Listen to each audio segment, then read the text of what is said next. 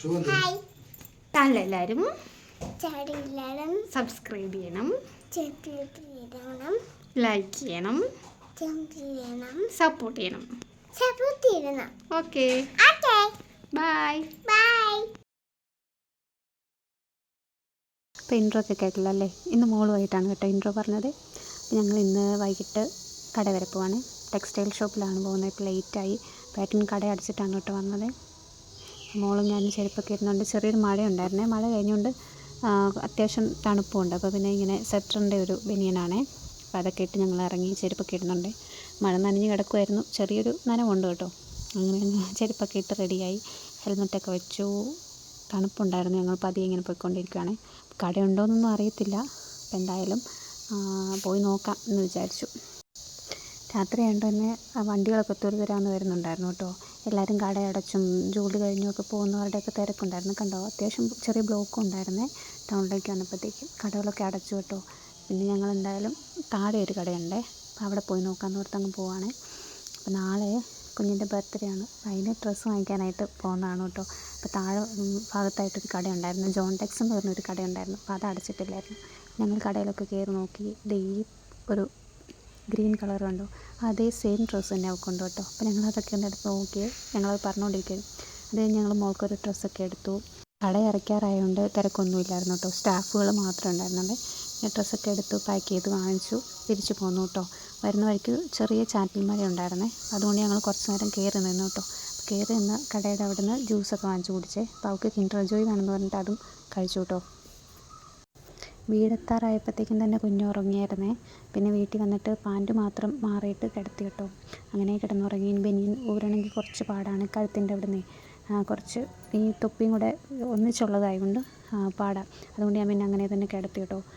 പിന്നെ അത് കഴിഞ്ഞ് ഒരു 12 മണിയൊക്കെ ആകാറായിട്ടോ. ഇപ്പോൾ ഈ റീൽസൊക്കെ കാണുന്നില്ലേ, 12 മണിക്ക് ടൈമർ സെറ്റ് ചെയ്തിട്ട്, അത് സെറ്റ് ചെയ്യാൻ നോക്കിയിട്ട് പറ്റുന്നേ ഇല്ലായിരുന്നു കേട്ടോ. പക്ഷെ എന്തെങ്കിലും ആവട്ടെ എന്ന് വിചാരിച്ച് ഞാൻ പിന്നെ വീഡിയോ ഒക്കെ എടുത്തു കേട്ടോ. 12 എൻ്റെ ഫോണിൽ 12 എന്നുള്ള ടൈമൊക്കെ കാണിച്ച് ഞാൻ വീഡിയോ എടുത്ത് വെച്ചിട്ടുണ്ട്. പിന്നെ മോൾ ഉറങ്ങിയല്ലോ. മോൾ ഉറങ്ങിക്കഴിഞ്ഞപ്പോൾ ഞങ്ങൾ ഭക്ഷണമൊക്കെ കഴിച്ചിട്ട് പിന്നെ അവൾ എണീറ്റ് വരുമ്പോൾ കാണാനായിട്ട് കുറച്ച് ബലൂൺസൊക്കെ വീർപ്പിച്ചിടാമെന്ന് ഓർത്തു കേട്ടോ.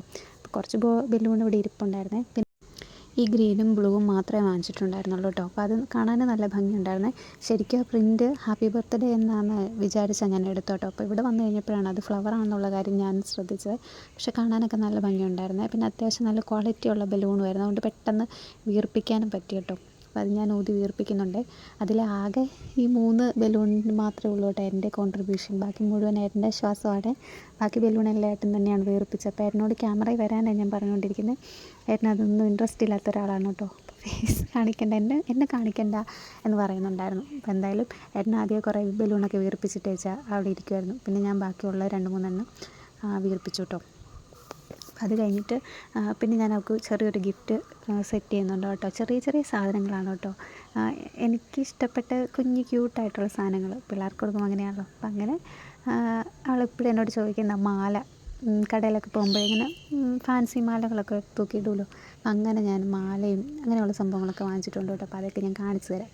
അപ്പോൾ ഇതൊരു ബ്ലൂ കളറാണ് കേട്ടോ. ഇത് ഭയങ്കര കട്ടിയായിരുന്നു വീർപ്പിക്കാനായിട്ട്. എൻ്റെ അമ്മ ഒരു രക്ഷയില്ലായിരുന്നു, ശ്വാസം മുട്ടിപ്പോയിരുന്നു.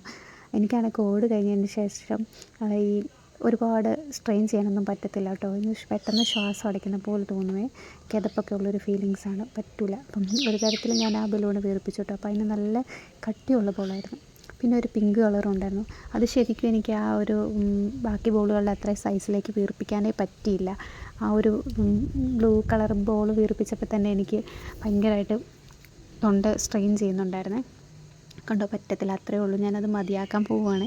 അപ്പോൾ അതവിടെ വെച്ച് ഞാൻ നിർത്തിയിട്ട് പിന്നെ ഗിഫ്റ്റ് പാക്ക് ചെയ്യാമെന്ന് വിചാരിച്ചു കേട്ടോ. ഇതൊക്കെയാണ് കേട്ടോ ഐറ്റംസ്. ഹെയർ ബാൻഡ് അവൾക്ക് ഭയങ്കര ഇഷ്ടമാണ് കേട്ടോ വെച്ചുകൊണ്ട് നടക്കാനായിട്ട്. ഹെയർ ബാൻഡ്, പൊട്ട്, അത് പൊട്ടിയൊരു ബലൂണായിരുന്നു കേട്ടോ. അതിന് ഹോളുണ്ടായിരുന്നു. പിന്നെ ഒരു വാൽക്കണ്ണാടി, പിന്നെ ഒരു സെറ്റ് വള, ഒരു സെറ്റല്ല വേറൊരു സെറ്റും കൂടെ ഉണ്ട്. ഇതിപ്പോൾ അങ്കൻവാടിയിലൊക്കെ പോകുമ്പോൾ ഇടാമല്ലോ എന്ന് ഓർത്തു കേട്ടോ. പിന്നെ ഈ സെറ്റ് വളയൊക്കെ ഇട്ട് കൊടുത്താലേ ഓരോന്ന് ഊരിക്കളയും. അപ്പോൾ ഇതൊക്കെ ആകുമ്പോൾ പിന്നെ കിടന്നോളുമല്ലോ. പിന്നെ ഞാൻ കടയിൽ കയറിയപ്പോൾ കണ്ടതാണ് കേട്ടോ ഡവിൻ്റെ ചെറിയ സോപ്പ്. 10 രൂപയോ 13 രൂപ അങ്ങനെ എന്തോ ഉള്ളൂ കേട്ടോ. പക്ഷേ നല്ല സോപ്പായിരുന്നേ. നല്ല ഡവിൻ്റെ തന്നെ ചെറിയ സൈസ്. പിന്നെ ഈ മിഠായി അവൾക്ക് ഇഷ്ടമാണ് കേട്ടോ. ജെല്ലി മിഠായി ഇഷ്ടമാണ്. മറ്റേ കോണിൻ്റെ മിഠായി ഇഷ്ടമാണ്. അത് വാങ്ങിച്ചിട്ടുണ്ട്. പിന്നെ ഞാനൊരു ബോക്സിനകത്തോട്ട് ഇത് സെറ്റ് ചെയ്യാൻ പോവാണ് കേട്ടോ. അപ്പോൾ ഈ കണ്ണാടി ഞാൻ കാണിച്ചു തരാവേ. നല്ല ഭംഗിയില്ലേ കാണാനായിട്ട്? കണ്ടോ, ഇത് നമുക്ക് ടേബിളിലൊക്കെ വയ്ക്കാവുന്ന തരത്തിലുള്ള സെറ്റപ്പാണ് കേട്ടോ. അപ്പോൾ ഇതിലിങ്ങനെ വീഡിയോ എടുത്തപ്പോഴാണ് ഞാൻ മേശയിൽ ഏട്ടൻ്റെ കുപ്പി ഇരിക്കുന്നുണ്ട് കേട്ടോ. അല്ലെങ്കിൽ നല്ലായിരുന്നു ഇല്ലേ? കൃഷ്ണനെ കറക്റ്റ് ഫോക്കസ് ആവുന്നുണ്ടായിരുന്നു. പക്ഷേ ഏട്ടൻ ആ കുപ്പി അവിടെ കൊണ്ട് വെച്ചേക്കുമായിരുന്നു. കുപ്പിയല്ല, ഏട്ടന് വെള്ളം കൊണ്ടുവന്ന ഫ്ലാസ്ക്കാണ് കേട്ടോ. അപ്പം അങ്ങനെ പിന്നെ ഞാനിതൊക്കെ ഒന്ന് സെറ്റ് ചെയ്യാമെന്ന് വിചാരിച്ചു കേട്ടോ. അപ്പോൾ കാണിച്ചല്ലോ, ഇത്രേ ഉള്ളൂ. ചെറിയ സാധനങ്ങളാണ് കേട്ടോ, ചെറിയ ചെറിയ സാധനങ്ങൾ, പക്ഷേ വലിയ സന്തോഷം തരുന്ന സാധനങ്ങൾ. അപ്പോൾ എന്തായാലും അത് പാക്ക് ചെയ്യാമെന്ന് വിചാരിച്ചു. ഞാൻ പാക്ക് ചെയ്തുകൊണ്ടിരിക്കുകയാണ്. അപ്പോൾ ഏട്ടൻ അവിടെ ഇരിപ്പുണ്ട്. ഞങ്ങൾ സംസാരിച്ചുകൊണ്ടാണ് കേട്ടോ പാക്ക് ചെയ്യുന്നത്. അപ്പോൾ 3 വയസ്സായല്ലോ, പഴയ കാര്യങ്ങളൊക്കെ ഇങ്ങനെ സംസാരിക്കുമായിരുന്നു കേട്ടോ. ജീവിതത്തിൽ ഒരുപാട് സ്ട്രഗിൾ ചെയ്ത് കടന്നു വന്ന ഒരു സമയങ്ങളാണ് കേട്ടോ. അപ്പോൾ അത് ഞാൻ വഴിയേ പറയാം. എന്തായാലും അതൊരു സ്റ്റോറി ആയിട്ട് തന്നെ ഞാൻ വഴിയേ പറയുന്നതായിരിക്കും കേട്ടോ. അപ്പം അങ്ങനെ പാക്ക് ചെയ്ത് കഴിഞ്ഞ് ഞാൻ ഗിഫ്റ്റും അതിന് മുകളിലൊരു ബലൂണൊക്കെ വെച്ച് സെറ്റ് ചെയ്തിട്ടുണ്ട് കേട്ടോ. പിന്നെ മോൾക്കൊരു ഡ്രസ്സ് വാങ്ങിച്ചിട്ടുണ്ടായിരുന്നല്ലോ, അപ്പോൾ അതും കൂടി ഇതിലേക്ക് വെച്ചിട്ടുണ്ട് കേട്ടോ. അപ്പോൾ അതും വെച്ചു. അങ്ങനെ ഞാൻ അതെല്ലാം സെറ്റ് ചെയ്തു. ബലൂണെല്ലാം മോളുടെ ബെഡിന് കട്ടിലിന് മുകളിലെ നെറ്റ് ഉണ്ടല്ലോ, അപ്പോൾ നെറ്റിന് മുകളിലേക്ക് ഇടാമെന്ന് വിചാരിച്ചു കേട്ടോ. പിന്നെ ഇത് കണ്ടോ, ഇത് ക്യൂട്ടായിട്ടൊരു മോതിരമാണ് കേട്ടോ. എനിക്ക് കണ്ടപ്പോൾ അത് ഭയങ്കരമായിട്ട് ഇഷ്ടപ്പെട്ടെ. അപ്പോൾ അവൾക്ക് ഇഷ്ടപ്പെടും എന്ന് വിചാരിച്ച് തന്നെ സെലക്ട് ചെയ്താൽ കേട്ടോ. വളരെ ക്യൂട്ടായിട്ടെ. ഇത് മോളുടെ കയ്യിൽ കറക്റ്റാണോ എന്ന് എനിക്കറിയില്ല. എന്തായാലും ഞാനത് വാങ്ങിച്ചു.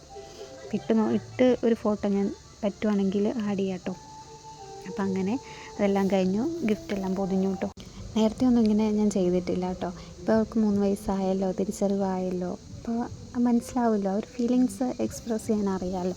അങ്ങനെയാണ് കേട്ടോ ഞാനത് ഇങ്ങനെ ഒരാഗ്രഹം തോന്നി വാങ്ങിച്ചോട്ടെ. അപ്പം ഇടയ്ക്ക് യൂട്യൂബിലൊക്കെ ഷോർട്സ് കാണുമ്പോഴേ ഗിഫ്റ്റൊക്കെ കൊടുക്കുന്ന പിറന്നാളിനൊക്കെ ഇങ്ങനെ ഗിഫ്റ്റ് ഹാമ്പറൊക്കെ കാണുമ്പോൾ ഇവളിടയ്ക്കിടയ്ക്ക് എന്നോട് ചോദിക്കായിരുന്നു, അമ്മ എനിക്കില്ല, അമ്മ ഇതേപോലെ എനിക്കില്ലേന്ന് ചോദിക്കും. അപ്പോൾ എനിക്കൊരു ആഗ്രഹം ഉണ്ടായിരുന്നു കേട്ടോ, ഇതേപോലെ ഒരു ചെറിയൊരു ഗിഫ്റ്റ് വേണ്ടി സെറ്റ് ചെയ്യണം എന്നുള്ളതുണ്ടായിരുന്നു.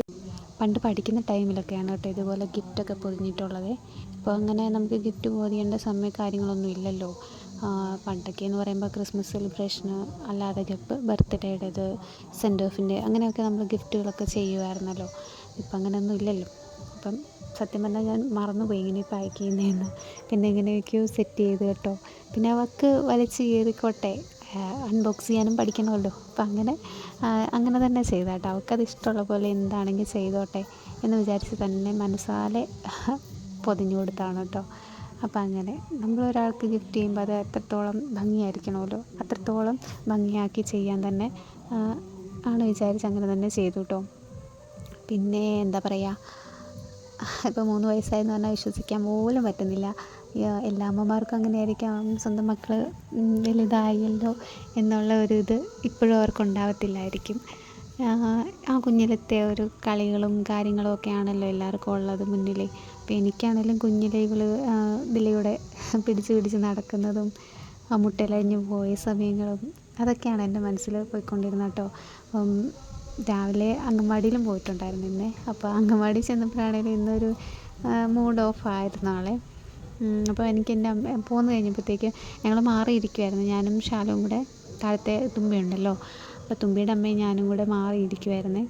അപ്പോൾ തുമ്പി ഇടയ്ക്കിടയ്ക്ക് വന്ന് നോക്കുന്നുണ്ട്, പക്ഷെ വേറെ കരച്ചിൽ പോലെ ഒന്നുമില്ലായിരുന്നു. മിന്നൂസാണെങ്കിൽ എനിക്ക് എൻ്റെ അമ്മേനെ കാണണമെന്ന് പറഞ്ഞ് ഭയങ്കര കരച്ചിലായിരുന്നു. അപ്പോൾ എനിക്ക് സത്യം പറഞ്ഞാൽ ഭയങ്കര സങ്കടവും എന്താ പറയേണ്ടതെന്ന് അറിയത്തില്ല. ആ ഒരു ഫീലിങ്സിൽ ഞാൻ പുറത്തിരിക്കുമായിരുന്നു കേട്ടോ.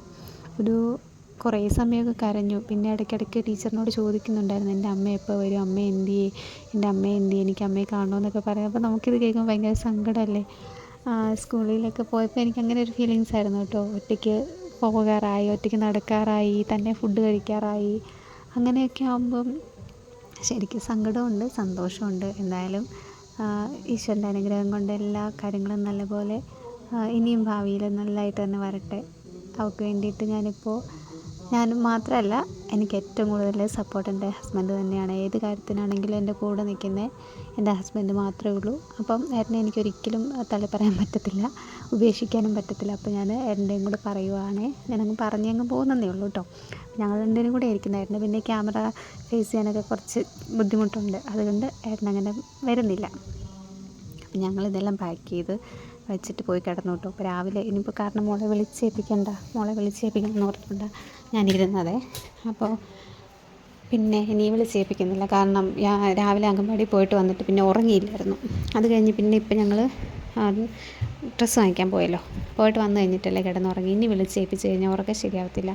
പിന്നെ രാവിലെ അമ്പലത്തിൽ പോകണമല്ലോ, അപ്പോൾ അതുകൊണ്ട് വിളിച്ചേൽപ്പിക്കുന്നില്ല. രാവിലെ എപ്പോഴാണ് മോൾ എണീക്കുന്നത് അന്നേരം ഏൽക്കട്ടെ എന്ന് വിചാരിച്ചു. പിന്നെ ഞാൻ പാക്കിംഗ് ഒക്കെ കഴിഞ്ഞു കേട്ടോ. പിന്നെ റൂമൊക്കെ ഒന്ന് സെറ്റാക്കിയേ, ബലൂണും അതൊക്കെ ഒന്ന് അറേഞ്ച് ചെയ്തു. പിന്നെ ഇവിടെ എല്ലാം തൂത്തിട്ടു. പിന്നെ മോളുടെ സ്റ്റാറ്റസ് ഒക്കെ ഇട്ടു കേട്ടോ, വാട്സപ്പിലും FB-ലൊക്കെ പോസ്റ്റ് ഇട്ടു. അത് കഴിഞ്ഞിട്ട് ഞങ്ങൾ പോയി കിടന്നു കേട്ടോ. ഏകദേശം 12:30 കഴിഞ്ഞു, 12:45 അടുത്തായിട്ടുണ്ട് കേട്ടോ. അപ്പോൾ ആ ടൈം കണക്കാക്കി ഞങ്ങളും പോയി കിടന്നു. ഇനിയിപ്പോൾ നാളെ രാവിലെ മോൾ എണീറ്റിട്ട് ഈ ഗിഫ്റ്റ് ബോക്സ് അൺബോക്സ് ചെയ്യുന്ന ടൈമിൽ വീഡിയോ എടുക്കാമെന്ന് വിചാരിച്ചു കേട്ടോ. എന്തായാലും എല്ലാവർക്കും ഗുഡ് നൈറ്റ്.